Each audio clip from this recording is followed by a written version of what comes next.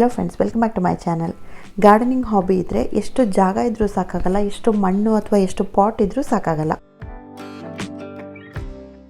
ಆದರೆ ಪ್ರತಿ ಸಲ ಹೊಸ ಮಣ್ಣು, ಹೊಸ ಪಾಟ್ಗಳನ್ನ ತರೋಕ್ಕಾಗಲ್ಲ. ಅದರಲ್ಲೂ ಸೀಡ್ಸಿಂದ ಬೆಳೆಯುವಂಥ ಗಿಡಗಳಿಗೆ, ಸೊಪ್ಪುಗಳನ್ನ ಬೆಳೆಯೋದಕ್ಕೆ ನೀವು ಈ ಐಡಿಯಾನ ಯೂಸ್ ಮಾಡ್ಕೋಬೋದು.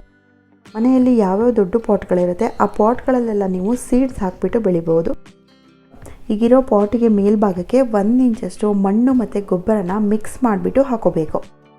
ಸೊಪ್ಪನ್ನ ಬೆಳೆಯೋದಾದರೆ ಸೀಡ್ಸ್ ಹಾಕಿ ಅದರಲ್ಲೇ ಬಿಡಬೇಕು. ಆ ಸೊಪ್ಪು ಕುಯ್ಲಿಕ್ಕೆ ಬರೋವರೆಗೆ ಅದರಲ್ಲೇ ನಾವು ಕುಯ್ಕೋಬೋದು.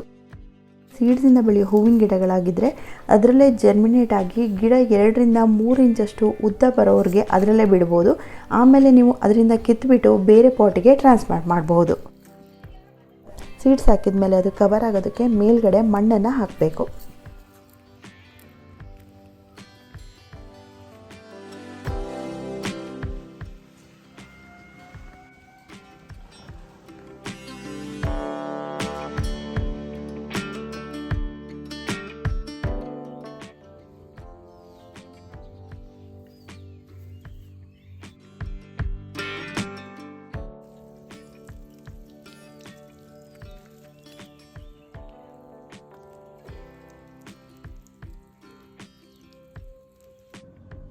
ಈ ರೀತಿ ಮಾಡೋದ್ರಿಂದ ಜಾಗನೂ ಸೇವ್ ಆಗುತ್ತೆ. ಪ್ರತಿ ಸಲ ಸೀಡ್ಸಿಂದ ಬೆಳೆಯುವಂಥ ಗಿಡಗಳಿಗೆ ಹೊಸ ಪಾಟು, ಹೊಸ ಮಣ್ಣು ತರೋದಿರಲ್ಲ.